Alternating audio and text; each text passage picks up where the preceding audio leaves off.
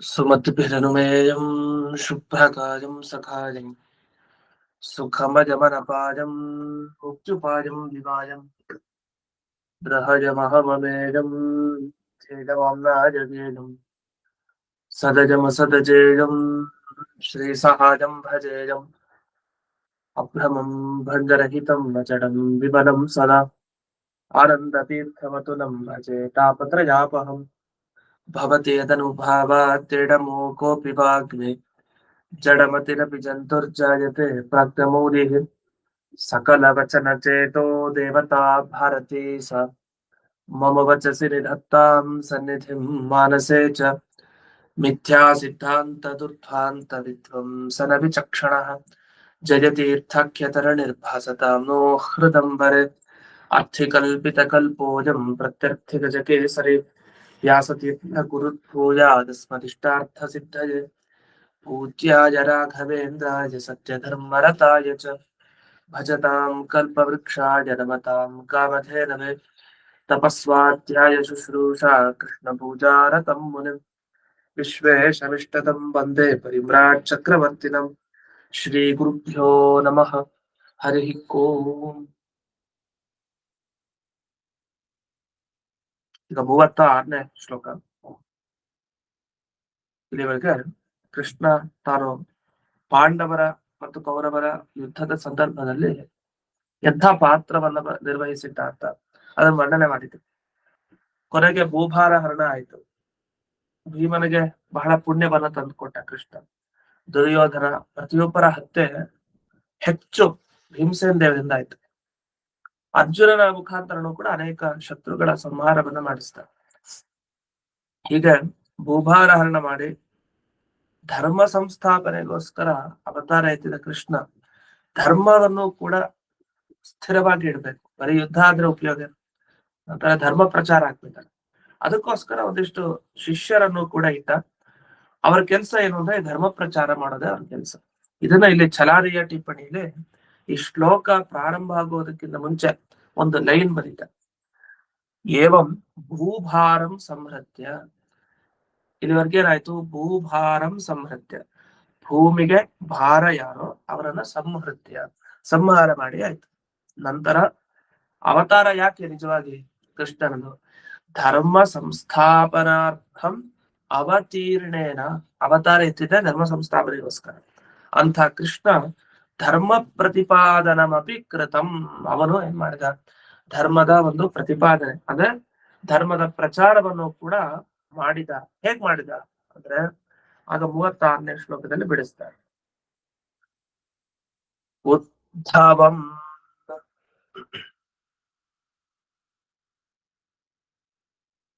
ಸನಕಾದೀಂಶ್ಚ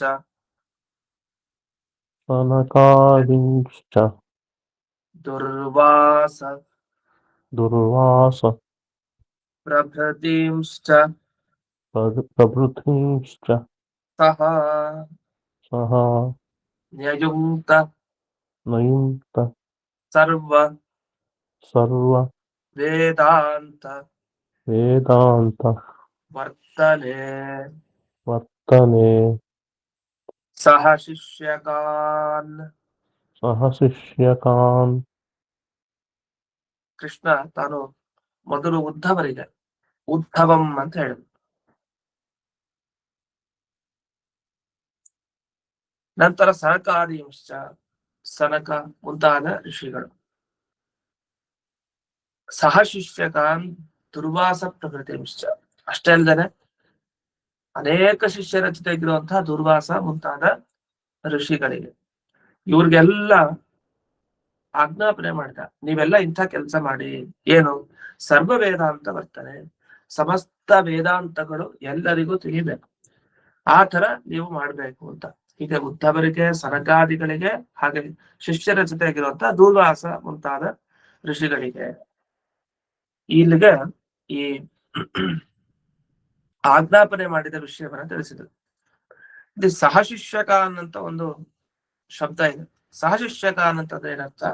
ಶಿಷ್ಯೈಹಿ ಸಹಿತಾಹ ಸಹ ಶಿಷ್ಯಕಾಹ. ಈಗ ಶಿಷ್ಯರ ಜೊತೆಗೆ ಬಂದ್ರು ಗುರುಗಳು, ಅಥವಾ ಗುರುಗಳ ಜೊತೆಗೆ ಶಿಷ್ಯರು ಬಂದ್ರು ಅಂತ ಹೇಳ್ತಾರೆ. ಇಲ್ಲಿ ಶಿಷ್ಯರ ಜೊತೆ ಇರೋ ದುರ್ವಾಸರು ಅಂತ ಹೇಳ್ಬೇಕು. ಅದಕ್ಕೆ ಸಹ ಶಿಷ್ಯಕಾನ್ ದುರ್ವಾಸ ಪ್ರಭೃತೀನ್. ಪ್ರಭೃತೀನ್ ಅಂತಂದ್ರೆ ಮುಂತಾದವರು ಅಂತ ಅರ್ಥ. ಪ್ರಭೃತಿ ಅಂದ್ರೆ ಮುಂತಾದವರು. ಹೀಗೆ ಈ ಎಲ್ಲರಿಗೂ ಕೂಡ ಸಕಲ ಸಚ್ಚಾಸ್ತ್ರಗಳ ಪಾಠ ಪ್ರವಚನಕ್ಕೆ ವ್ಯವಸ್ಥೆಯನ್ನ ಕೃಷ್ಣ ಮಾಡಿದ. ಎಲ್ಲಾ ಕಡೆ ಮಾಡಿ ನೀವು ಅಂತ. ಈ ವೇದಾಂತ ಅಂತ ಒಂದು ಬಂತಿದೆ, ಸರ್ವ ವೇದಾಂತ ಪ್ರವರ್ತನೆ ಅಂತ. ಇದಕ್ಕೇನ್ ಅರ್ಥ ಅಂತ ಇಲ್ಲೇ ಚಲಾರಿಯ ಟಿಪ್ಪಣಿಯಲ್ಲಿ ಬಿಡಿಸಿದ್ದಾರೆ. ಕೊನೆಯ ಲೈನಿಂದ ಹಿಂದಿನ ಲೈನು, ಸರ್ವೇಶಾಂ ವೇದಾನ ಸಕಲ ಸದಾಗಮ ಅಂದ್ರೆ ಎಲ್ಲಾ ವೇದಗಳು, ಆ ವೇದಗಳ ಅರ್ಥವ ನಿರ್ಣಯ ಮಾಡುವಂತಹ ಉಪನಿಷತ್ ಇರಬಹುದು, ಬೇರೆ ಪುರಾಣ ಇತಿಹಾಸ, ಇದೆಲ್ಲವನ್ನು ಕೂಡ ಪ್ರಚಾರ ಮಾಡಿ ಅಂತ ಹೇಳಿ ಆ ವಿಷಯದಲ್ಲಿ ಪ್ರೇರಣೆ ಮಾಡಿದ್ದಾರೆ. ಇದಾದ್ಮೇಲೆ ಮುಂದೆ ಕೃಷ್ಣ ತಾನು ತನ್ನ ಧಾಮಕ್ಕೆ ಪ್ರವೇಶ ಮಾಡ್ತಾನೆ, ಅಂದ್ರೆ ಪರಂಧಾಮಕ್ಕೆ ತಾನು ಹೊರಡ್ಲಿಕ್ಕೆ ಪ್ರಾರಂಭ ಮಾಡ್ತಾನೆ. ಅದನ್ನ ಈ 37ನೇ ಶ್ಲೋಕದಲ್ಲಿ ವರ್ಣನೆ ಮಾಡ್ತಾರೆ. ಏವಂ ಚಿತ್ರಚರಿತ್ರಸ್ತು ಕೃಷ್ಣೋ ನುಗ್ನಾಪ್ಯ ಪಾಂಡವಾನ್ ರೂಪೇಣ ಏಕೇನ ಆಸಭೂಮೌ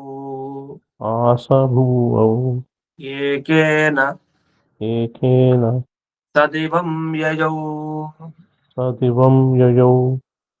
ಏವಂ ಅಂದ್ರೆ ಈ ರೀತಿ ಕೃಷ್ಣನ ವ್ಯಾಪಾರ ತಾನು ಬಾಲ್ಯ ಕಾಲದಿಂದ ಚಿಕ್ಕವನಾದದಿಂದ ಇಲ್ಲಿಯವರೆಗೆ ಭೂಭಾರಹರನಾಗಿ ಪರಂಧಾಮಕ್ಕೆ ಹೋಗುವವರೆಗೆ ಚಿತ್ರ ಚರಿತ್ರ, ಅವರ ಒಂದೊಂದು ಚರಿತ್ರೆಗಳು ಅದು ಚಿತ್ರ, ಒಂದೊಂದು ಕೆಲಸಗಳು ಅತಿ ವಿಚಿತ್ರ. ಅದೇ ಎಷ್ಟು ಆಶ್ಚರ್ಯ ಅಂದ್ರೆ ಇದೆಲ್ಲ ಹೀಗಾಗ್ಲಿಕ್ಕೆ ಸಾಧ್ಯ ಇತ್ತ ಅನ್ನೋ ಅಷ್ಟರ ಮಟ್ಟಿಗೆ ಬದಲಾವಣೆ ಆಗಿದೆ ಚಿತ್ರ ಚರಿತ್ರ. ಪಾಂಡವಾನ್ ಅನುಜ್ಞಾಪ್ಯ, ಎಲ್ಲಾ ಪಾಂಡವರಿಗೆ ಆಜ್ಞಾಪನೆಯನ್ನ ಮಾಡಿದ್ದಾನೆ. ಮಾಡಿ ತಾನು ಹೊರಟ್ಬಿಟ್ಟ, ನಾನಿನ್ನು ಹೊರಡ್ತೀನಿ, ಇನ್ನು ಮುಂದೆ ನಿಮ್ಮದೇ ಕೆಲಸ. ಏನ್ ಕೆಲಸ? ಅವರ ವಂಶದಲ್ಲಿ ಯಾರ್ಯಾರು ಬರ್ತಾರೆ ರಾಜರುಗಳು, ಅವರೆಲ್ಲ ಏನೇನು ಕಾರ್ಯವನ್ನು ಮಾಡ್ಬೇಕು ಅದನ್ನೆಲ್ಲ ಕೃಷ್ಣ ಆಜ್ಞೆ ತಿಳಿಸಿದ್ದಾನೆ ಅಂತ ಅರ್ಥ. ಏನಿಲ್ಲ, ಧರ್ಮ ಸ್ಥಿರವಾಗ್ಬೇಕು. ಆ ಧರ್ಮ ಸ್ಥಿರ ಆಗೋದೇ ಮುಖ್ಯ. ಅದಕ್ಕೇನೇನ್ ಬೇಕೋ ಅದನ್ನೆಲ್ಲ ಮಾಡ್ಬೇಕು ಅಂತೂ ಪಾಂಡವರಿಗೆ ಆಜ್ಞಾಪನೆ ಮಾಡಿ ತಾನು ಕೃಷ್ಣ ಹೊರಟಿದ್ದಾದ್ಮೇಲೆ ಮತ್ತೆ ಭೂಮಿಯಲ್ಲಿ ಇರ್ಲಿಲ್ವಾ ಹಾಗಾದ್ರೆ ಕೃಷ್ಣ ಅಂದ್ರೆ ಒಳ್ಳೆ ವಿಷಯವಂತ ತಿಳಿಸ್ತಾರೆ ನಮ್ಗೆ. ಈ ಭೂಮಿಯಲ್ಲಿ ಯಾಕೆ ಕೃಷ್ಣ ಮಂತ್ರಕ್ಕೆ ತುಂಬಾ ಮಹತ್ವ ಅಂತ, ಅವೆಲ್ಲ ಅನೇಕ ಮಂತ್ರಗಳ ಜಪ ಮಾಡ್ತೇವೆ. ಮಧ್ವಾಚಾರ್ಯ ಹೇಳಿದ್ರು 2 ಮಂತ್ರ ಜಪ ವಿಶೇಷ ಕಲಿಯುಗದಲ್ಲಿ, ಒಂದು ಕೃಷ್ಣ ಮಂತ್ರ ಜಪ, ಮತ್ತೊಂದು ವೇದವ್ಯಾಸ ಮಂತ್ರ ಜಪ. ತುಂಬಾ ಶಕ್ತಿಯುತ ಮಂತ್ರ ಇದು. ಈ 2 ಮಾಡಿದ್ರೆ ಸಾಕು, ಜನರೆಲ್ಲ ತಮ್ಮ ತಮ್ಮ ಏನೇನು ಅಭೀಷ್ಟಗಳಿದೆ ಅದೆಲ್ಲವನ್ನ ಪಡ್ಕೊಳ್ತಾರೆ. ಆ 2 ಭಗವಂತನ ರೂಪಗಳು ಸದಾ ಅನುಗ್ರಹ ಮಾಡ್ಬೇಕು ಅಂತ ಕಾಯ್ತಾ ಇರತ್ತಂತೆ, ಒಂದು ಕೃಷ್ಣ ಮತ್ತೊಂದು ವೇದವ್ಯಾಸ. ಮಧ್ವಾಚಾರ್ಯರ ಮಾತು ಯಾಕೆ ಅಂದ್ರೆ ಈ ಮಾತು ನೋಡಿದಾಗ ನಮ್ಗೆ ಅರ್ಥ ಆಗತ್ತೆ ಯಾಕೆ ಮಧ್ವಾಚಾರ್ಯ ಹೇಳಿದ್ರು ಅಂತ. ರೂಪೇಣ ಏಕೇನ ಆಸಭೂಮು, ಕೃಷ್ಣ ತಾನು ಹೋಗ್ಬೇಕಾದ್ರೆ ಒಂದು ರೂಪ ಇಲ್ಲೇ ಬಿಟ್ಟೋದ ಅಂತ, ಎಲ್ಲಿ ಭೂಮಿಯಲ್ಲಿ. ಅಂದ್ರೆ ಒಂದು ರೂಪದಿಂದ ಈ ಭೂಮಿಯಲ್ಲೇ ಇದ್ದಾನೆ ಈಗಲೂ, ಇನ್ನೊಂದು ರೂಪದಿಂದ ತಾನು ಪರಂಧಾಮಕ್ಕೆ ಹೋಗಿದ್ದು. ಅದನ್ನ ಇಲ್ಲಿ ಏಕೇನ ರೂಪೇಣ ಭೂಮೌ ಆಸ, ಒಂದು ರೂಪದಿಂದ ಭೂಮಿಯಲ್ಲಿ ಅದೃಶ್ಯನಾಗಿದ್ದಾನೆ, ಕಣ್ಣು ಕಾಣಿಸ್ತಾ ಇಲ್ಲ, ಅದೃಶ್ಯನಾಗಿದ್ದಾನೆ. ಇನ್ನೊಂದು ಏಕೇನ, ಮತ್ತೊಂದು ರೂಪದಿಂದ ದಿವಂ ವ್ಯಯೌ, ಅಂದ್ರೆ ಅಂತರಿಕ್ಷದಲ್ಲಿ ಕಾಣುವಂತಹ ಸೂರ್ಯ ಮಂಡಲ ಏನಿದೆ ಆ ಸೂರ್ಯ ಮಂಡಲದ ಒಳಗಡೆ ಹೋಗಿ ತಾನು ಸೇರ್ಕೊಂಡ. ಹೀಗೆ ಕೃಷ್ಣನ ರೂಪದ ವ್ಯವಸ್ಥೆ, ಒಂದು ರೂಪ ಎಲ್ಲಿ ಹೋಯ್ತು, ಇನ್ನೊಂದು ರೂಪದಿಂದ ಎಲ್ಲಿದ್ದಾನೆ ಅದರ ಬಗ್ಗೆ ತಿಳಿಸ್ಕೊಟ್ರು. ಇನ್ನು ವ್ಯಾಖ್ಯಾನ ವಿಷಯಕ್ಕೆ ಬರೋಣ. ಮೊದಲನೇ ವ್ಯಾಖ್ಯಾನವನ್ನು ನೋಡಿದ್ರೆ ನೋಡಿ, ಚಿತ್ರ ಅಂತ ಒಂದು ಶಬ್ದ ಬಂತು, ಚಿತ್ರಾಣಿ ಚರಿತ್ರಾಣಿ ಕರ್ಮಾಣಿ. ಚಿತ್ರ ಚರಿತ್ರ ಅಂದ್ರೆ ಅರ್ಥ, ಚಿತ್ರ ಅಂದ್ರೆ ಆಶ್ಚರ್ಯ ಅಂತ ಅರ್ಥ, ಆಶ್ಚರ್ಯವಾದ ಚರಿತ್ರ. ಈಗ ನಾವೆಲ್ಲ ಹೇಳ್ತೀವಲ್ಲ ಕೃಷ್ಣನ ಚರಿತ್ರೆ, ರಾಮನ ಚರಿತ್ರೆ ಅಂತರ ಚರಿತ್ರ ಅನ್ನೋ ಶಬ್ದವನ್ನ ಬಳಸ್ತೀವಿ. ಚರಿತ್ರ ಅಂದ್ರೆ ಸಾಮಾನ್ಯವಾಗಿ ನಮ್ಮ ತಲೆಯಲ್ಲಿ ಏನ್ ಬರುತ್ತೆ, ಕಥೆ ಅಂತ ನೆನಪಾಗುತ್ತೆ. ಕೃಷ್ಣನ್ ಚರಿತ್ರೆ ಹೇಳಿದ್ರೆ ಕೃಷ್ಣನ ಬಗ್ಗೆ ಹೇಳಿ, ಅವನ ಕಥೆ ಹೇಳಿ ಅಂತ. ಆದ್ರೆ ಚರಿತ್ರ ಅನ್ನೋ ಶಬ್ದಕ್ಕೆ ನಿಜವಾಗಿ ಏನ್ ಅರ್ಥ ಅಂದ್ರೆ ಕರ್ಮಾಣಿ ಅಂತ ಅರ್ಥ ಇಲ್ಲಿ ಬಿಡಿಸಿದ್ದಾರೆ. ಚರಿತ್ರ ಅಂದ್ರೆ ಅವ್ರು ಮಾಡಿದ ಕರ್ಮ, ಪ್ರತಿಯೊಂದು ಕೆಲಸ, ಅದನ್ನ ಚರಿತ್ರ ಅಂತಾರೆ. ಆ ಕೃಷ್ಣನ ಚರಿತ್ರೆ ಹೇಳಿ ಅಂತಂದ್ರೆ ಕೃಷ್ಣ ಮಾಡಿದ್ದೇನೇನೋ, ಅವ್ರು ಮಾಡಿದ ಕಾರ್ಯಗಳೇನು ಅದನ್ನ ತಿಳಿಸ್ಕೊಡಿ ಅಂತ ಅರ್ಥ. ಹಾಗಾಗಿ ಚರಿತ್ರೆ ಅಂತ ನಾವು ಕನ್ನಡದಲ್ಲಿ ಬಳಸುವಂತ ಶಬ್ದಕ್ಕೂ ಈ ಸಂಸ್ಕೃತದಲ್ಲಿ ಬಳಸುವಂತ ಶಬ್ದಕ್ಕೂ ಅರ್ಥದಲ್ಲಿ ವ್ಯತ್ಯಾಸ ಇದೆ. ಚರಿತ್ರೆ ಅಂದ್ರೆ ಕಥೆ ಅಲ್ಲ, ಇಲ್ಲಿ ಕರ್ಮ ಅಂತ ಅರ್ಥ. ಅನುಜ್ಞಾಪ್ಯ, ಅನುಜ್ಞಾಪ್ಯ ಅಂದ್ರೆ ಅರ್ಥ ಆಜ್ಞೆ ಮಾಡಿದ್ದು ಅಂದ್ರೆ ಸ್ವಸ್ಥಾನ ಪ್ರಾಪ್ತಯೇ ದಾರುಕದ್ವಾರ ಆದಿಶ್ಯ, ಅಂದ್ರೆ ನೀವು ನಿಮ್ಮ ನಿಮ್ಮ ಸ್ಥಾನಗಳಿಗೆ ಹೋಗಿ ಅಂತ ಪಾಂಡವರಿಗೆ ಆದೇಶವನ್ನ ಕೃಷ್ಣ ಮಾಡಿದ್ದಾನೆ. ಅದು ಹೇಗೆ ಆದೇಶ ಮಾಡಿದ? ಒಬ್ಬ ಸಾರಥಿಯನ್ನ ಕಳಿಸ್ತಾ, ದಾರುಕ ಅಂತ ಕರೀತಾರೆ. ಸಾರಥಿ ಅಂದ್ರೆ ದಾರುಕ. ದಾರುಕನ ಮುಖಾಂತರ ಆದೇಶ ಮಾಡಿ ಒಂದು ರೂಪದಿಂದ ಈ ಭೂಮಿಯಲ್ಲಿದ್ದ. ಹೇಗಿದ್ದ ಅದನ್ನ ಚೆನ್ನಾಗಿ ಬಿಡಿಸಿದ. ಏಕೇನ ರೂಪೇಣ ಗೋಪಾಲ ಮಂತ್ರಂ ಜಪತಾಂ ಫಲಪ್ರದೇನ ಭೂಮೌ ಆಸ ಅದೃಶ್ಯತೆಯ ಬಹುಬ. ಗೋಪಾಲ ಮಂತ್ರಂ ಜಪತಾಂ ಫಲಪ್ರದೇನ, ಇದು ಬಹಳ ಇಂಪಾರ್ಟೆಂಟ್.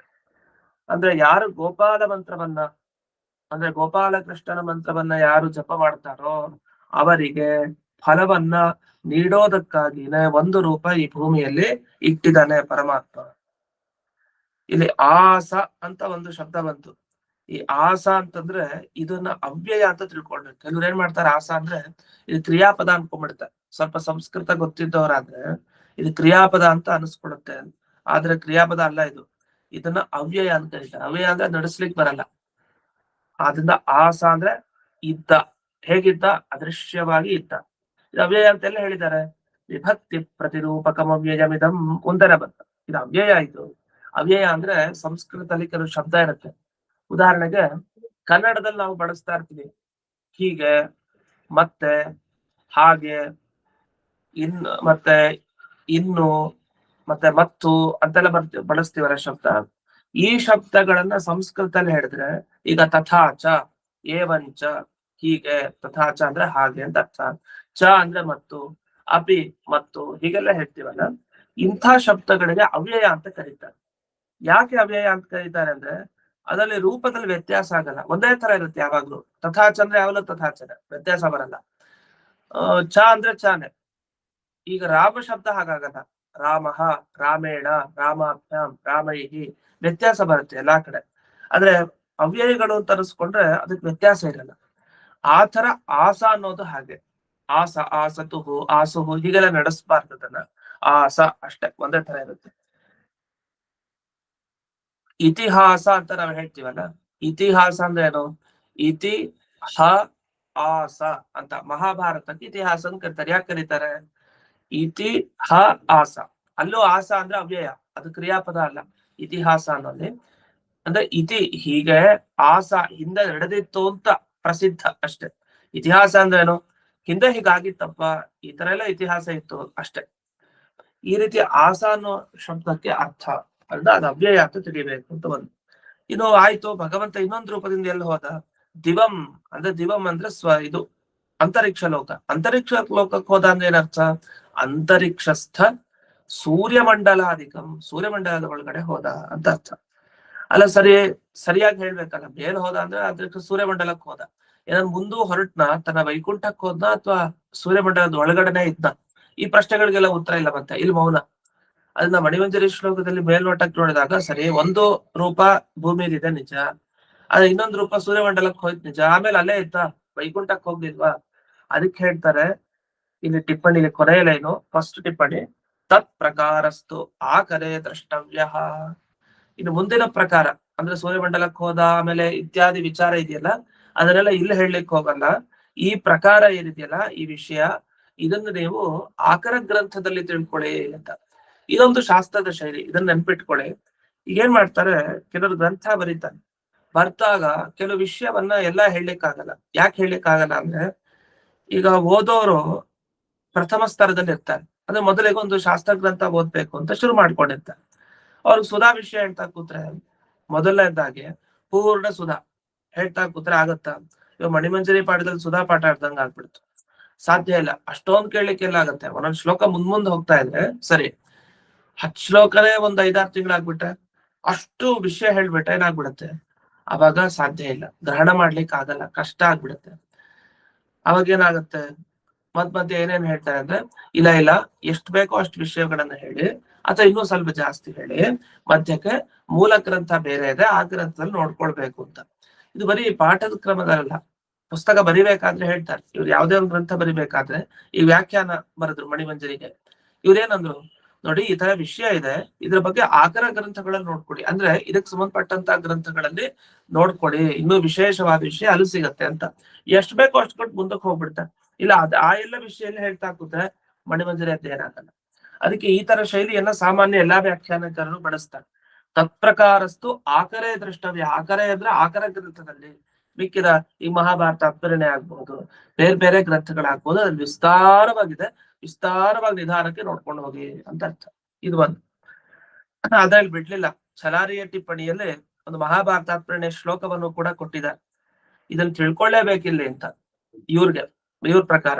ಹಾಗಾದ್ರೆ ಏನ್ ತಿಳಿಸಿದ್ದಾರೆ ಅಂತಂದ್ರೆ, ಭಗವಂತ ಕೃಷ್ಣ ತಾನು ಒಟ್ಟು 5 ರೂಪದಿಂದ ಹೋಗಿದ್ದಾರಂತೆ. 5 ರೂಪ. ನಮಗ್ ಗೊತ್ತಿರೋದು 1 ರೂಪ ಭೂಮಿ ಮೇಲಿರೋದು, 2ನೇ ರೂಪ ಸೂರ್ಯಮಂಡಲದೊಳಗಡೆ ಹೋಯ್ತು ಅಂತ ಸಾಮಾನ್ಯವಾಗಿ ಮಣಿಮಂಜರಿಯಲ್ಲಿ ಹೇಳಿದ್ದಾರೆ. ಇದನ್ನ ಬಿಡಿಸಿದ್ದಾರೆ. ಹೇಗ್ ಬಿಡಿಸಿದ್ದಾರೆ? ಛಲಾರಿಯ ಟಿಪ್ಪಣಿ ನೋಡಿ, ಅದರಲ್ಲಿ 4ನೇ ಲೈನಿಂದ ಆರಂಭ ಆಗುತ್ತೆ.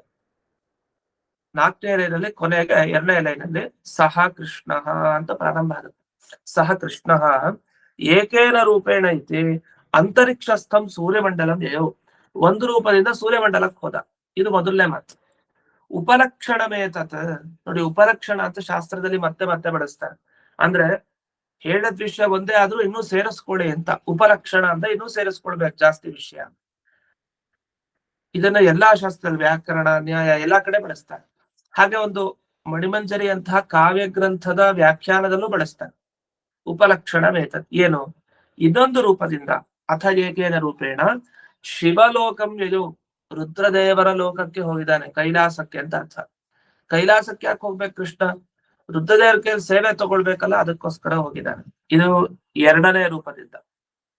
3ನೇ ರೂಪ ಚತುರ್ಥೇನ ರೂಪೇಣ, ಇಲ್ಲಿ 4ನೇ ರೂಪ ಅಂತ ಕೊಟ್ಟಿದ್ದಾರೆ. ಯಾಕಂದ್ರೆ ಒಂದು ಭೂಮಿಯಲ್ಲಿದೆ ಅಂತ ಇಟ್ಕೊಂಡು, ಈ 4ನೇ ರೂಪದಿಂದ ಯಾವ ಲೋಕಕ್ಕೆ ಹೋಗಿದ್ದಾನೆ? ಬ್ರಹ್ಮಲೋಕಂ ಯಯೌ, ಬ್ರಹ್ಮಲೋಕಕ್ಕೆ ದೇವರು ಹೋಗಿದ್ದಾನೆ ಕೃಷ್ಣ. 5ನೇ ರೂಪ ಎಲ್ಲಿ? ಪಂಚಮೇನ ರೂಪೇಣ ಶ್ವೇತದ್ವೀಪಾಖ್ಯಂ ಇದು, ಶ್ವೇತದ್ವೀಪಕ್ಕೆ ಹೋಗಿದ್ದಾನೆ. ಹಾಗಾದ್ರೆ ಭೂಮಿ ಮೇಲೆ ಒಂದು, ಸೂರ್ಯಮಂಡಲದೊಳಗಡೆ ಒಂದು, ಶಿವಲೋಕ ಒಂದು, ಬ್ರಹ್ಮಲೋಕ ಒಂದು, ಶ್ವೇತದ್ವೀಪ ಒಂದು, 5 ಲೋಕಗಳಿಗೆ ಕೃಷ್ಣ ರೂಪ ಹೋಗಿದೆ ಅಂತ. ಇದೆಲ್ಲ ಹೇಗ್ ಸಾಧ್ಯ? ಮಹಾಭಾರತ ತಾತ್ಪರ್ಯದಲ್ಲಿ ಈ ವಿಷಯವನ್ನ ಮಧ್ವಾಚಾರ್ಯ ತಿಳಿಸಿದ್ದಾರೆ. ತದುಕ್ತಂ ಮಹಾಭಾರತ ತಾತ್ಪರ್ಯ ನಿರ್ಣಯ ಛಲಾರಿ ಟಿಪ್ಪಣಿಯಲ್ಲಿ ಆ ಶ್ಲೋಕವನ್ನು ಕೊಟ್ಟಿದ್ದಾರೆ. ಆ ಶ್ಲೋಕವನ್ನ ಹಾಗೆ ಓದ್ತೀನಿ, ಸುಲಭ ಇದೆ. ಗೋಪಾಲ ಮಂತ್ರಂ ಭಜತಾಂ ಫಲಪ್ರದೋ ಅಂದ್ರು. ಗೋಪಾಲ ಮಂತ್ರವನ್ನ ಭಜನೆ ಮಾಡೋರ್ಗೆ ಫಲ ಕೊಡ್ತಾನೆ ಕೃಷ್ಣ. ಅದಕ್ಕೇನ್ ಮಾಡ್ದ? ಏಕೇನ ರೂಪೇಣ ಸ ಭುವಿ ಅದೃಶ್ಯ, ಭೂಮಿ ಮೇಲೆ ಅದೃಶ್ಯನಾಗಿತ್ತ. ತಸ್ಥೌ ದ್ವಿತೀಯೇನ ಚ ಸೂರ್ಯಮಂಡಲೆ, ದ್ವಿತೀಯದಿಂದ ಸೂರ್ಯಮಂಡಲದಲ್ಲಿದ್ದ. ಮಧ್ವಾಚಾರ್ಯರು ಅಷ್ಟು ಚೆನ್ನಾಗಿ ಬರ್ತಾರೆ ತಾತ್ಪರ್ಯ. ಹಿಂಗ್ ಓದ್ತಾ ಹೋದ್ರೆ ಕಥೆಯನ್ನ ಆ ವಾಕ್ಯಗಳಲ್ಲಿ ಹಾಗಾಗಿ ಜೋಡಿಸ್ಬಿಡ್ತಾರೆ. ನೀವು ಸ್ವಲ್ಪ ಕಥೆ ಗೊತ್ತಿದ್ರೆ ಸಾಕು, ಸಂಸ್ಕೃತ ಚೂರು ಗೊತ್ತಿದ್ರೆ ಸಾಕು, ತಡೆದ ಹೋಗತ್ತೆ ತಾತ್ಪರ್ಯ. ಅದು ಅಷ್ಟೇ ಕಠಿಣ ಗ್ರಂಥ. ಯಾವ ರೀತಿ? ನಿರ್ಣಯ. ಒಂದೊಂದು ವಿಷಯ ಬಂದಾಗ ಏನೇ ಸಂಶಯ ಇದ್ರೂ ಅದಕ್ಕೆ ಪರಿಹಾರ ನೀಡಿದಂತೆ ಮಹಾಭಾರತ ತಾತ್ಪರ್ಯ ನಿರ್ಣಯ ಗ್ರಂಥ. ನಾವು ಮಹಾಭಾರತವನ್ನ ಅಷ್ಟು ಓದಿದ್ರು, ಎಷ್ಟ್ ಸಲ ಓದಿದ್ರು ಮಹಾಭಾರತನ, ನಮಗೆ ನಿರ್ಣಯ ಬರಲ್ಲ. ಇದಕ್ಕೇನ್ ಅರ್ಥ? ಈ ತರ ಸಂಶಯ ಜಾಸ್ತಿ ಇರುತ್ತೆ. ಅದು ನಿರ್ಣಯ ಕೊಟ್ಟ ಏಕೈಕ ಗ್ರಂಥ ಮಧ್ವಾಚಾರ್ಯದ್ದು. ಎಷ್ಟು ಚೆನ್ನಾಗಿ ಅವರ ರಚನೆ ಆಗಿದೆ ಅಂದ್ರೆ, ಅವರು ರಚನೆ ಮಾಡಿರೋ ಗ್ರಂಥ ಒಂದು ರೂಪದಿಂದ ಇಲ್ಲಿ, ಇನ್ನೊಂದು ರೂಪದಿಂದ ಇಲ್ಲಿ, ಮುಂದೆ ತಕ್ಷಣ ಬಂದ್ಬಿಡ್ತಾರೆ. ತೃತೀಯ ಮಾಸೆ ಶಿವ ಪೂಜಿತಂ ವಪುಃ, ಶಿವ ಪೂಜಿತಂ ವಪುಃ, ಶಿವ ಪೂಜೆ ಮಾಡ್ಲಿಕ್ಕೋಸ್ಕರ ಒಂದು ಶರೀರದಿಂದ ತೃತೀಯ 3ನೇ ರೂಪವನ್ನ ಅಲ್ಲಿ ಕೈಲಾಸದಲ್ಲಿ ಹೋಯ್ತ. ಇನ್ನು ಸಂಪೂಜಿತಂ ಬ್ರಹ್ಮಲೋಕೆ ಚತುರ್ಥಂ, 4ನೇ ರೂಪ ಬ್ರಹ್ಮಲೋಕದಲ್ಲಿ. ಕಂಜೋದ್ಭವೇನಾಥ ಪರಂ ಸ್ವಧಾಮ, ಕಂಜೋದ್ಭವ ಕಮಲದಲ್ಲಿ ಹುಟ್ಟಿದಂತಹ ಬ್ರಹ್ಮದೇವರಿಂದ ಪೂಜೆಗೊಳ್ಳಿಕ್ಕೆ ಆ ಬ್ರಹ್ಮಲೋಕಕ್ಕೆ ಹೋಗಿದ್ದಾನೆ. ಆಮೇಲೆ ಪರಂ ಸ್ವಧಾಮ, ತನ್ನ ಧಾಮ ಮನೆ ಏನಿದೆ, ಶ್ವೇತದ್ವೀಪಾಖ್ಯಂ ಶ್ವೇತದ್ವೀಪಸ್ಥಂ ಯಯೌ ವಪುರಸ್ಯ ಪಂಚಮಂ ಅಂತ. ಹೀಗೆ ಇಷ್ಟೆಲ್ಲ ಪ್ರಮಾಣಗಳಿದೆ. ಇದನ್ನೆಲ್ಲ ದ್ವಿತೀಯ ಸರ್ಗಾದೇವ ಉಕ್ತಂ, 2ನೇ ಸರ್ಗದಲ್ಲೇ ನಾವ್ ಹೇಳಿದೀವಿ ಅಂತ. ಇದು ಹೇಳ್ಬಿಡ್ತಾರೆ. ಈ ರೀತಿ ಛಲಾರಿಯ ಟಿಪ್ಪಣಿಯಲ್ಲಿ ಸಮಗ್ರವಾಗಿ ಇದನ್ನ ಸಂಗ್ರಹ ಮಾಡಿ ಆ ಮಹಾಭಾರತ ತಾತ್ಪರ್ಯದ ಶ್ಲೋಕಗಳನ್ನ ಹಾಕಿದ್ದಾರೆ. ಇದು ಎಷ್ಟನೇ ಅಧ್ಯಾಯದಲ್ಲಿ ಬರುತ್ತೆ? 32ನೇ ಅಧ್ಯಾಯದಲ್ಲಿ ಬರುತ್ತೆ. ಅಂದ್ರೆ ಮಹಾಭಾರತ ತಾತ್ಪರ್ಯವನ್ನ ಮೊದಲಿಂದ ಓದೋರ್ಗೆ ಸಿಗಲ್ಲ ಇದು. ಕೊನೆ ಅಧ್ಯಾಯ 32ನೇ ಅಧ್ಯಾಯದಲ್ಲಿ ಈ ಶ್ಲೋಕಗಳು ಬರುತ್ತೆ. ಅಂತೂ 5 ಭಗವಂತನ ವಿಶಿಷ್ಟವಾದ ರೂಪಗಳು ಎಲ್ಲೆಲ್ಲ ಹೋಯಿತು ಅಂತ ಅದನ್ನು ತಿಳ್ಕೊಂಡು, ಇನ್ನು ಭಾಗವತದಲ್ಲೂ 11ನೇ ಸ್ಕಂದದಲ್ಲಿ ಬರುತ್ತೆ ಒಂದು ವಿಷಯ. ಅದೇನು ಅನ್ನೋದನ್ನ ಇಲ್ಲಿ ಶ್ಲೋಕಗಳ ಮುಖಾಂತರ ಕೊಟ್ಟಿದ್ದಾರೆ, ಅದನ್ನು ನೋಡ್ಬಹುದು ನೋಡಿ. ಬಬೃಷುಹು ಅಂತ ಶುರು ಆಗುತ್ತೆ. ಇದು ಎಷ್ಟೇ ಪೇಜ್ ಅಂದ್ರೆ 233ನೇ ಪೇಜ್. ಆ ಪೇಜ್ ನಲ್ಲಿ ಕೊಟ್ಟಿದ್ದಾರೆ. ಬಬೃಷು ಪುಷ್ಪ ವರ್ಷಾಣಿ ವಿಮಾನಾವರಿಭಿರ್ನಭಃ ಕುರುವಂತ ಸಂಕುಲಂ ರಾಜನ್ ಭಕ್ತ್ಯ ಪರಮಯಾಜಿತ. ಎಲ್ಲ ಪುಷ್ಪವೃಷ್ಟಿ ಆಗ್ತಾ ಇದೆ, ಕೃಷ್ಣ ಆ ಕಡೆ ಪರಂಧಾಮದೈತಾ ಇದ್ದಾನೆ. ಅಲ್ಲಿ ಇವ್ರಿಗೆ ಸಂತೋಷ ಆಗಿದೆ. ಯಾರಿಗೆ? ಭವಂ ಪಿತಾಮಹಂ ವೀಕ್ಷ್ಯ ವಿಭೂತಿ ಆತ್ಮನೋ ವಿಭು. ಬ್ರಹ್ಮದೇವರಿಗೆ ಸಂತೋಷ ಆಗಿದೆ. ಬ್ರಹ್ಮದೇವ್ರು ನೋಡಿ ಕೃಷ್ಣನಿಗೆ ಸಂತೋಷ ಆಗ್ತಾ ಇದೆ ಪರಸ್ಪರ. ಅಲ್ಲೆಲ್ಲ ಆಶ್ಚರ್ಯ ಆಯ್ತಂತೆ ಒಂದು ಕ್ಷಣ. ಕೃಷ್ಣ ಬಂದ್ಬಿಟ್ಟ ವಾಪಸ್ಸು ಅಂತ. ಯಾಕಂದ್ರೆ ಬ್ರಹ್ಮದೇವ್ರಿಗೆ ತಂದೆ ತಾನೆ. ನನ್ ತಂದೆ ಬಂದ ವಾಪಸ್ಸು ಅಂತ. ಅವಿಜ್ಞಾತ ಕತಿಂ ಕೃಷ್ಣಂ ಅಂತ ಹೇಳ್ತಾರೆ. ಕೃಷ್ಣ ಬರೋದು ಇವ್ರಿಗೆ ಗೊತ್ತಿರ್ಲಿಲ್ಲ. ಮನೆಗೆ ನಮಗ್ ತುಂಬಾ ಬೇಕಾದವ್ರು ಬರೋದ್ ಗೊತ್ತಿರ್ಲಿಲ್ಲ. ದಿಢೀರ್ ಬಂದ್ರು, ತುಂಬಾ ಸಂತೋಷ ಆಗ್ಬಿಡುತ್ತೆ. ನೀವು ಬಂದ್ರ ಅಂತ.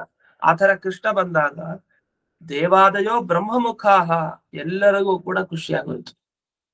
ಅತಿ ವಿಸ್ಮಿತ, ಬಹಳ ಆಶ್ಚರ್ಯ. ಅಂತೂ ಕೃಷ್ಣ ಬಂದ, ಭೂಭಾರಹರಣ ಮಾಡಿ ಎಲ್ಲ ಧರ್ಮ ಸ್ಥಾಪನೆ ಮಾಡಿ ಇಷ್ಟು ಬೇಗ ಬಂದ ಅಂತ. ಅಷ್ಟು ಬೇಗ ಬರಲ್ಲ ಭಗವಂತ, ಯಾಕಂದ್ರೆ ಭಕ್ತರಿಗೆ ಅನುಗ್ರಹ ಮಾಡ್ತಾನೆ. ಎಷ್ಟು ಭಕ್ತರಿಗೆ ಅನುಗ್ರಹ ಮಾಡಿ ಬರ್ಬೇಕು, ಆ ಬರ್ದಿದ್ರಿಂದ ತುಂಬಾ ಸಂತೋಷ ಆಯ್ತು. ಆದ್ರೆ ಕೃಷ್ಣ ಅಂದ, ಇನ್ನೂ ನನಗೆ ಕೆಲಸ ಇದೆ, ಒಂದ್ ರೂಪ ಅಲ್ಲೇ ಇಟ್ಟಿದ್ದೀನಿ ಭೂಮಿ ಮೇಲೆ ಅಂತ. ಅಂತೂ ಒಂದ್ ರೂಪದಿಂದ ಮಾತ್ರ ಬಂದಿದ್ ಮೇಲೆ ಕಷ್ಟ.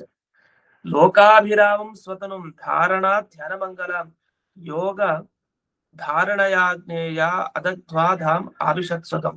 ಅಂದ್ರೆ ತಾನು ಬಂದಿದ್ ಹೇಗೆ ಮೇಲಕ್ಕೆ ಅಂದ್ರೆ ಈ ಧಾರಣಾ ಧ್ಯಾನ ಮಂಗಲ ಅಂತ. ಅಂದ್ರೆ ಭಗವಂತನ ಒಂದು ಲೋಕಾಭಿರಾಮವಾದಂತಹ ಒಂದು ದೇಹ ಇದೆ. ಲೋಕಾಭಿರಾಮವಾದ ದೇಹ ಅಂದ್ರೆ ಇಡೀ ಲೋಕಕ್ಕೆ ಸಂತೋಷ ಕೊಡುವಂತ ಒಂದು ಈ ತನ್ನ ದೇಹ ಏನಿದೆ ಅದನ್ನ ಹಾಗೆ ತಾನು ತನ್ನ ದಿವ್ಯವಾದ ಶಕ್ತಿಯಿಂದ ಅದೇ ದೇಹದಿಂದ ಮೇಲಕ್ಕೆ ಬಂದ ಅಂತ ಅರ್ಥ. ಅದೆಲ್ಲ ದೇವತೆಗಳ ದುಂದುಭಿ ಘೋಷ, ವಾದ್ಯ ಘೋಷ ಇದೆಲ್ಲ ಕೇಳಿಸ್ತಾ ಇತ್ತಂತೆ ಅಂತ. ಇದೆಲ್ಲ ಭಾಗವತದಲ್ಲಿ ಬಂದ ನಿರೂಪಣೆ. ಅಂತೂ ಪರಮಾತ್ಮ ತಾನು ಎಲ್ಲಾ ಕಡೆ ವ್ಯಾಪ್ತನಾಗಿದ್ರು, ತಾನು ಒಂದೊಂದು ಚಿಕ್ಕ ಚಿಕ್ಕ ರೂಪ ಧರಿಸಿ ಎಲ್ಲಾ ಕಡೆ ಬಂದ ಹಾಗೆ ನಟಿಸಿದ ಅಂತ. ಇನ್ನು ವಸ್ತುತಃ ಅವನು ಶಿವಲೋಕದಲ್ಲೂ ಇದ್ದಾನೆ, ಬ್ರಹ್ಮಲೋಕದಲ್ಲಿ ಇದ್ದಾನೆ, ಎಲ್ಲಾ ಕಡೆನೂ ಇದ್ದಾನೆ ಶ್ವೇತದ್ವೀಪದಲ್ಲಿ. ಯಾಕಂದ್ರೆ ಅವನು ಸರ್ವತ್ರ ವ್ಯಾಪ್ತ. ಆ ಸರ್ವತ್ರ ವ್ಯಾಪ್ತಿಯನ್ನ ಸೂಚಿಸೋ ತರ ನಾನು 5 ಕಡೆನೂ ಇರಬಹುದು ಅನ್ನೋ ತರ ಪರಮಾತ್ಮ ಎಲ್ಲ ಕಡೆ ಪ್ರಕಟನಾಗಿದ್ದಾನೆ. ಇದನ್ನ ಇಲ್ಲಿ ತಿಳ್ಕೊಳ್ಬೇಕು.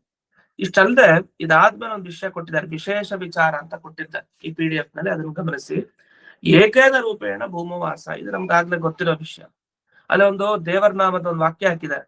ಎಲ್ಲಿರುವನೋ ರಂಗ ಎಂಬ ಸಂಶಯ ಬೇಡ, ಎಲ್ಲಿ ಭಕ್ತರು ಕರೆದರೆ ಅಲ್ಲೇ ಬಂದೊದಗುವನು ಅಂತ ಇದೆ. ಭಕ್ತರು ಕರೆದ್ರೆ ಅಲ್ಲೇ ಓಡ್ ಬಂದ್ಬಿಡ್ತಾನೆ. ಎಲ್ಲಿದಾನೋ ಅಂತ ಸಂಶಯ ಬೇಕಾಗಿಲ್ಲ ಅಂತ. ಅಂದ್ರೆ ಭಕ್ತರಿದ್ದಲ್ಲಿ ದೇವರು ಅಂತ ಅರ್ಥ. ಬಂದ್ಬಿಡ್ತಾನೆ. ಯಾಕೆ ಅಂದ್ರೆ ದೇವ್ರು ಎಲ್ಲಾ ಕಡೆ ಇದ್ದಾನೆ. ನೀವು ಕರೆದ್ರೆ ಅಲ್ಲೇ ಇರ್ತಾನೆ, ಬಂದ್ಬಿಡ್ತಾನೆ ಅಂತ ಅರ್ಥ. ಆದ್ರೆ ಶಿವಲೋಕಕ್ಕೆ ಹೋಗಿದ್ದಾನೆ ಅಥವಾ ಭೂಮಿಯಲ್ಲಿ ಎಲ್ಲಿದ್ದಾನೋ ಏನೋಪ್ಪ, ಭೂಮಿ ಮೇಲೆ ನಮ್ಮ ಮನೆ ಹತ್ರನೇ ಇರ್ಬೇಕು ಅಂತ ಅರ್ಥ. ನಮ್ಮ ಮನೆಯಲ್ಲಿ ಇದ್ದಾನೆ, ಹೌದು ಖಂಡಿತ ಇದ್ದಾನೆ. ಕೃಷ್ಣ ಎಲ್ಲಿಲ್ಲ, ಎಲ್ಲಾ ಕಡೆ ಕೃಷ್ಣ ಇದ್ದಾನೆ. ಆದ್ರೆ ಭಕ್ತರಾಗಿ ಕರೆದ್ರೆ ಬಂದೇ ಬರ್ತಾನೆ, ಇಲ್ಲ ಅಂದ್ರೆ ಬರಲ್ಲ. ಅಲ್ಲಿದ್ರು ಬರಲ್ಲ ಹತ್ರದಲ್ಲಿ ಅಷ್ಟೇ. ಹಾಗಾದ್ರೆ ಏನ್ ಮಾಡ್ಬೇಕು? ಅದಕ್ಕೆ ಇಲ್ಲಿ ಉದಾಹರಣೆ ಕೊಡ್ತಾರೆ. ಏನ್ ಮಾಡ್ಬೇಕಂದ್ರೆ ಬೇರೆ ಕಡೆ ಆಲೋಚನೆ ಬಿಟ್ಟು ದೇವರಲ್ಲಿ ಭಕ್ತಿ ಮಾಡಿ ಭಗವಂತನ ವಾಸನಾಮಯ ಮೂರ್ತಿ ಚಿಂತನೆ ಮಾಡಿ. ವಾಸನಾಮಯ ಮೂರ್ತಿ ಅಂದ್ರೆ ಕಣ್ಮುಚ್ಚಿ ನಾವು ಮನಸ್ಸಿನಲ್ಲಿ ಧ್ಯಾನ ಮಾಡ್ಬೇಕಲ್ಲ. ಒಂದು ಭಗವಂತನ ಆಕಾರ ಕಲ್ಪನೆ ಮಾಡ್ಕೊಳ್ತೀವಿ. ಭಗವಂತ ಅಂದ್ರೆ ಅವನ ಕೈ ಹೀಗಿದೆ, ಅವನ ಮುಖ ಹೀಗಿದೆ, ಅವನ ಕಾಲು ಹೀಗಿದೆ, ಅವನಿಷ್ಟು ಆಯುಧಗಳನ್ನ ಇಟ್ಕೊಂಡಿದ್ದಾನೆ, ನಗು ಮುಖದ ಕೃಷ್ಣ. ಇದೆಲ್ಲ ಮನಸ್ಸಿನ ಒಂದು ಮೂರ್ತಿ. ಆ ಮೂರ್ತಿಯನ್ನ ಕಲ್ಪನೆ ಮಾಡಿ ದೇವರ ಧ್ಯಾನ ಮಾಡಿ, ಆಗ ದೇವರು ಪ್ರತ್ಯಕ್ಷನಾಗ್ತಾನೆ ಅಂತ. ಇಷ್ಟಾದ್ಮೇಲೆ ಇನ್ನೊಂದು ವಿಷಯ ಹೇಳ್ತಾರೆ. ರಾಮ ಅವತಾರ ಹೇಗ್ ಸಮಾಪ್ತಿ ಆಯ್ತು, ಕೃಷ್ಣಾವತಾರ ಸಮಾಪ್ತಿ ಹೇಗಾಯ್ತು ಯೋಚನೆ ಮಾಡಿ. ಜನರಿಗೆ ಕೆಲವು ಸರಿ ಭ್ರಾಂತಿ ಬರೋ ತರನು, ಭ್ರಮೆ ಬರೋ ತರನು ಮಾಡಿದಾನೆ ಕೃಷ್ಣ. ನೋಡಿ, ರಾಮಾವತಾರ ಆಗ್ಬೇಕಾದ್ರೆ ಸರಯೂ ನದಿಗೆ ಹೋಗಿ ಪ್ರವೇಶ ಮಾಡ್ಬಿಡ್ತಾನೆ ದೇವರು. ಆಮೇಲೆ ಕಾಣಿಸ್ಲಿಲ್ಲ. ಸರಯೂ ನದಿಯಲ್ಲಿ ಮುಳುಗ್ ಹೋಗ್ಬಿಟ್ಟ ರಾಮಚಂದ್ರ ಅಂತ ಅನ್ಕೊಳ್ತಾನೆ ಅಜ್ಞ ಜನರು. ಯಾರೋ ಈಗ ಸಾಮಾನ್ಯ ನದಿಯಲ್ಲಿ ಮುಳುಗ್ ಹೋಗ್ಬಿಡ್ತಾರಲ್ಲ, ಆತರ ಅನ್ಕೊಂಡ್ಬಿಡ್ತಾನೆ. ಹಾಗಲ್ಲ, ಅವನು ನದಿಯಲ್ಲಿ ಪ್ರವೇಶ ಮಾಡೋ ತರ ಮಾಡಿ ತಾನು ಯಾರಿಗೂ ಕೂಡ ಕಾಣಿಸ್ಲಿಲ್ಲ ಕೃಷ್ಣ. ಇದು ರಾಮ. ನೆಕ್ಸ್ಟ್ ಕೃಷ್ಣ ಹೇಗ್ ಮಾಡ್ಕೊಂಡ? ಕೃಷ್ಣ ತಾನು ಸಾಮಾನ್ಯ ಮನುಷ್ಯರ ತರ ಮರಣವನ್ನು ಹೊಂದಿದ. ಹೇಗ್ ಹೊಂದಿದ? ನಮಗ್ ಗೊತ್ತಿದೆ, ಜರ ಅನ್ನೋ ವ್ಯಾಧ ಆ ಕಡೆ ಬಾಣವನ್ನ ಬಿಟ್ಟ ಕಾಲಿಗೆ. ಬಾಣವನ್ನ ಬಿಟ್ಟಾಗ ಇವನು ಆ ಬಾಣವನ್ನ ಸಹಿಸ್ಲಿಕ್ಕೆ ಆಗ್ಲಿಲ್ಲ, ಪ್ರಾಣವನ್ನ ತ್ಯಾಗ ಮಾಡಿದ ಕೃಷ್ಣ ಅಂತ ಹೇಳ್ಬಿಡ್ತಾರೆ. ಆದ್ರೆ ಹಾಗಲ್ಲ. ಯಾಕೆಂದ್ರೆ ಕೃಷ್ಣ ಅದೇ ದೇಹದಿಂದ ತಾನು ಮೇಲಕ್ಕೆ ಹೊರಟಿದ್ದಾನೆ, ಇನ್ನೊಂದು ದೇಹವನ್ನ ತಾತ್ಕಾಲಿಕವಾಗಿ ಸೃಷ್ಟಿ ಮಾಡಿದ. ಇದು ನಾವು ಹಿಂದೆನೂ ಕೂಡ ಕೃಷ್ಣಾವತಾರ ಚರಿತ್ರೆಯಲ್ಲಿ ಮಣಿಮಂಜರಿಲ್ಲ ಕೇಳಿದೀವಿ. ಅದು ಎಷ್ಟಾಯ್ತು ಅಂದ್ರೆ ಆ ಕೃಷ್ಣ ಎಷ್ಟು ಅಜ್ಞಾನ ಹುಟ್ಟಿಸ್ದ ಜನರಿಗೆ ಅಂದ್ರೆ, ಅವನ ದೇಹ ಹೋಯ್ತಲ್ಲ, ಪ್ರಾಣ ತ್ಯಾಗ ಆಯ್ತಲ್ಲ, ಎಲ್ಲ ಜನ ತಿಳ್ಕೊಳ್ಳೋ ಹಾಗೆ. ಆಮೇಲೆ ಅವನ ಸತ್ತ ದೇಹ ಇತ್ತಲ್ಲ, ಆ ದೇಹಕ್ಕೆ ಶವ ಸಂಸ್ಕಾರ ಆಯ್ತಂತೆ. ಯಾರು ಮಾಡಿದ್ದು? ಅರ್ಜುನ ಮಾಡಿದ್ದಂತೆ. ಕೃಷ್ಣ ತನ್ನ ಶವ ಶರೀರಕ್ಕೆ ಅರ್ಜುನನಿಂದ ದಹನ ಸಂಸ್ಕಾರ ಮಾಡಿಸ್ಕೊಂಡಂತೆ. ಇದೆಲ್ಲ ಇದೆ. ಇದೆಲ್ಲ ನೋಡಿದಾಗ ಏನ್ ಅನ್ಸುತ್ತೆ? ಕೃಷ್ಣ ಅಂದ್ರೆ ಅವನಿಗೂ ಈ ತರ ಎಲ್ಲ ಉಂಟಾ? ಮತ್ತೆ ಅವ್ನ ದೇವ್ರ ಹೇಗೆ?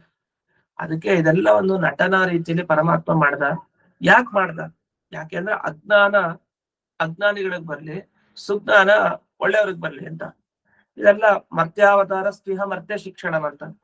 ಲೋಕದಲ್ಲಿ ಗೊತ್ತಾಗ್ಬೇಕಲ್ಲ, ಒಬ್ಬ ವ್ಯಕ್ತಿ ಹೋದ್ಮೇಲೆ ಅವನಿಗೆ ದಹನ ಸಂಸ್ಕಾರ ಎಲ್ಲ ಆಗ್ಬೇಕು, ಕ್ರಮವಾಗಿ ಏನೇನಾಗ್ಬೇಕು ಅದೆಲ್ಲ ಆಗ್ಲೇಬೇಕು, ಆಗ್ಲೇ ಅವನಿಗೆ ಸಂತತಿ.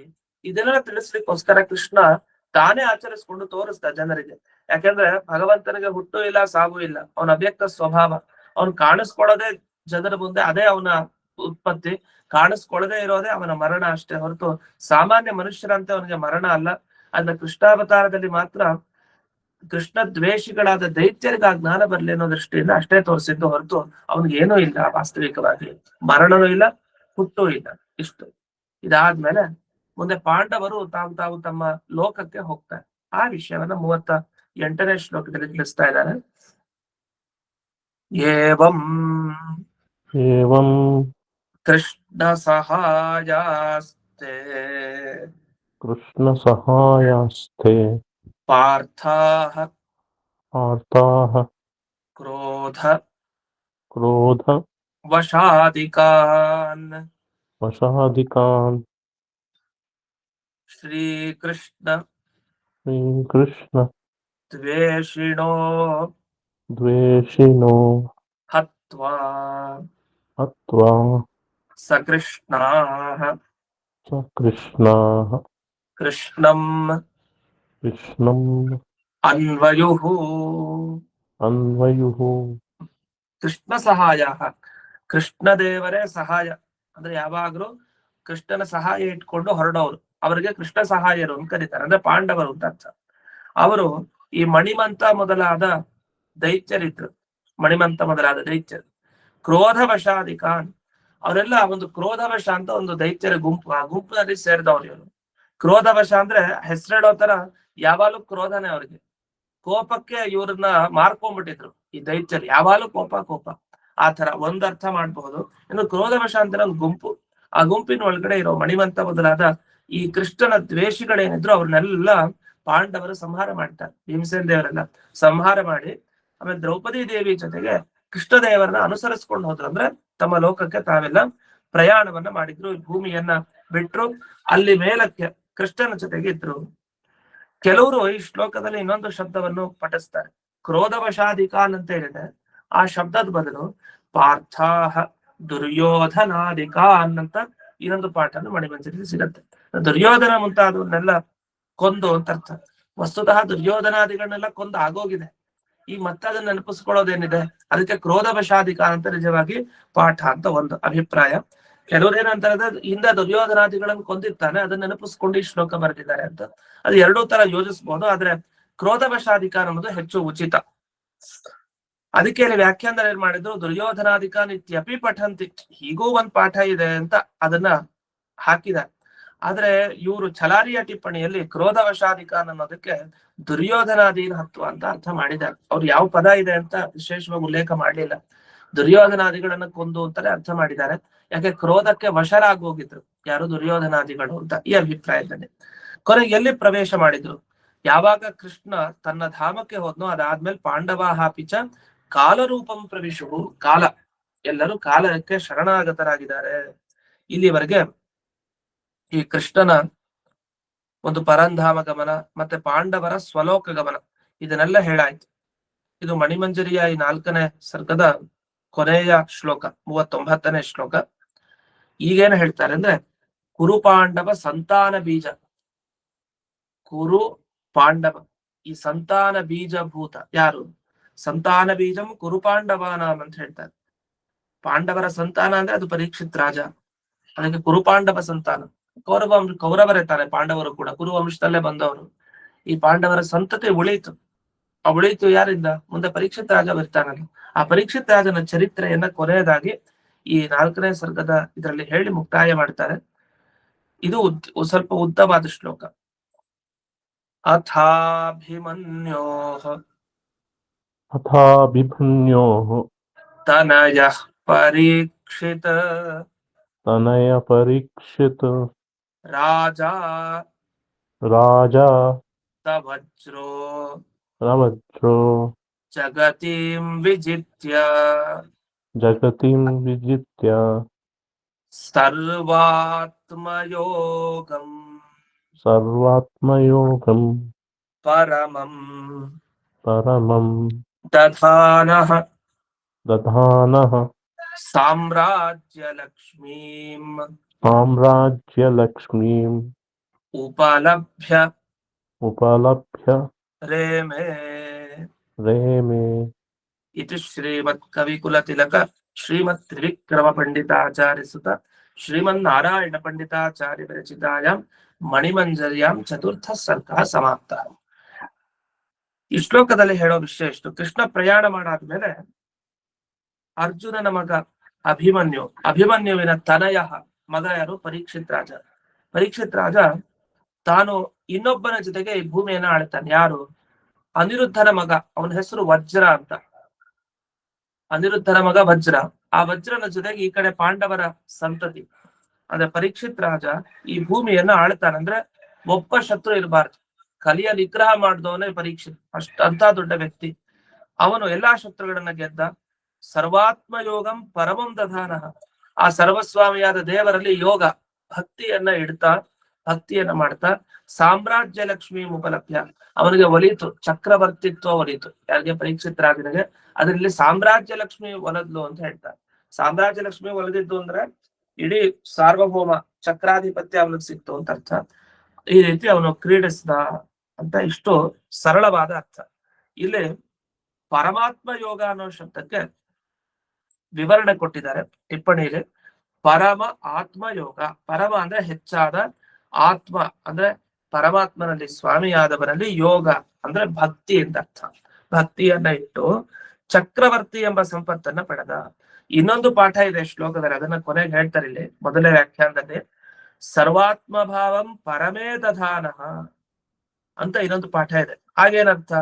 ಪರಮೇ ಅಂದ್ರೆ ಶ್ರೇಷ್ಠನಾದ ಭಗವಂತನಲ್ಲಿ ಸರ್ವಾತ್ಮ ಭಾವ, ಎಲ್ಲಾ ತರಹದ ಜೀವನ ಭಾವ ಅಂದ್ರೆ ಶ್ರವಣಂ ಕೀರ್ತನಂ ವಿಷ್ಣೋಹ ಸ್ಮರಣಂ ಪಾದಸೇವನಂ ಅರ್ಚನಂ ವಂದನಂ ದಾಸ್ಯಂ ಸಖ್ಯಂ ಆತ್ಮನಿ ವೇದನಂ.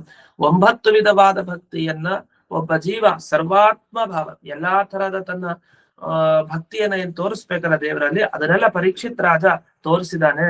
ಇತಿ ವ್ಯಾಖ್ಯ ಇತಿ ಅಶೇಷಂ ಅತಿಮಂಗಲಂ, ಎಲ್ಲ ಒಳ್ಳೇದಾಗ್ಲಿ ಅಂತ ಕೊನೆಗೆ ವ್ಯಾಖ್ಯಾನಕಾರ ನಿಲ್ಲಿಸ್ತಾರೆ. ಇಲ್ಲಿ ಒಂದು ಶ್ಲೋಕವನ್ನು ಅವರು ಕೊನೆಗೆ ಬರೆದ್ರು, ಅವರ ಒಂದು ಮಂಗಳ ಶ್ಲೋಕದ್ದು. ಶ್ರೀಮಂದ್ರ ಸಿಂಹ ವರ್ಯಾನುಗ್ರಹ ಪ್ರಜ್ಞ ರಾಘವೇಂದ್ರೇಣ ಮಣಿಮಂಜರಿ ಪ್ರಕಾಶೇ ಜನತೆ ಪೂರ್ಣಃ ಚತುರ್ಥ ಸರ್ಗೋಯಂ. 4ನೇ ಸರ್ಗ ಮುಗೀತು. ಮಣಿಮಂಜರಿ ಪ್ರಕಾಶ ಅಂತ ಅವರ ಈ ವ್ಯಾಖ್ಯಾನದ ಹೆಸರು.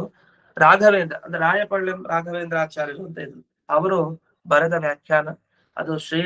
ಶ್ರೀಮಂತ್ ನೃಸಿಂಹರ ಉತ್ತಮವಾದ ಅನುಗ್ರಹದಿಂದ ಬುದ್ಧಿ ಸಂಪನ್ನರಾದ ರಾಘವೇಂದ್ರಾಚಾರ್ಯರು ಮಣಿಮಂಜರಿ ಪ್ರಕಾಶ ಅನ್ನೋ ವ್ಯಾಖ್ಯಾನದಲ್ಲಿ 4ನೇ ಸರ್ಗ ಮುಕ್ತಾಯ ಮಾಡಿದ್ದಾರೆ ಅಂತ ಇಷ್ಟು ಈ ಶ್ಲೋಕದ ಅರ್ಥ.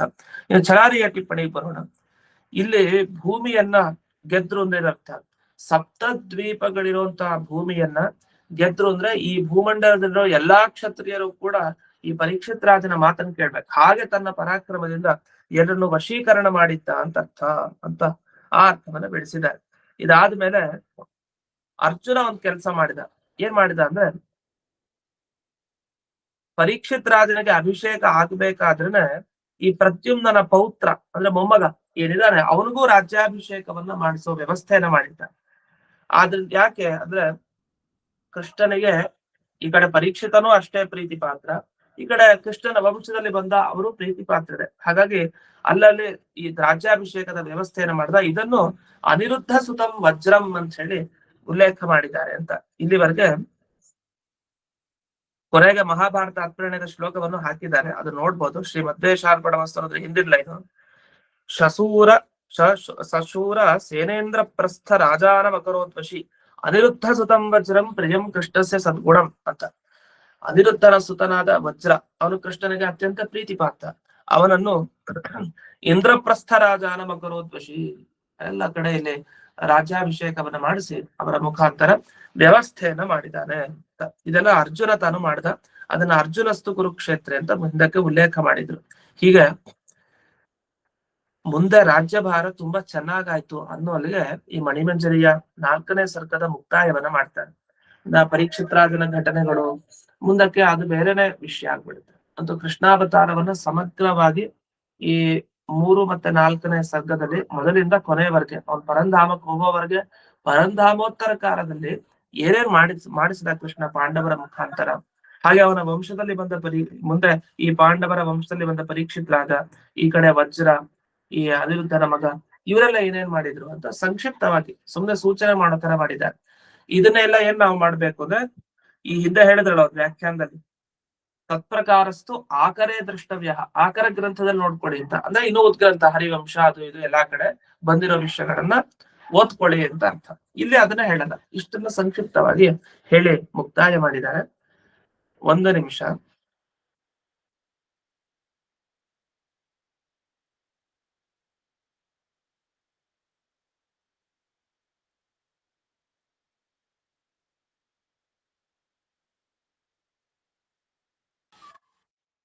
ಇಲ್ಲಿ ಕೊನೆಗೆ ಒಂದು ಲೈನನ್ನು ಬರೀತಾ ಇರ್ತಾರೆ, ಇದು ಶ್ರೀಮತ್ ಕವಿಕುಲ ತಿಲಕ ಶ್ರೀಮತ್ ತ್ರಿವಿಕ್ರಮ ಪಂಡಿತಾಚಾರ್ಯ ಸುತ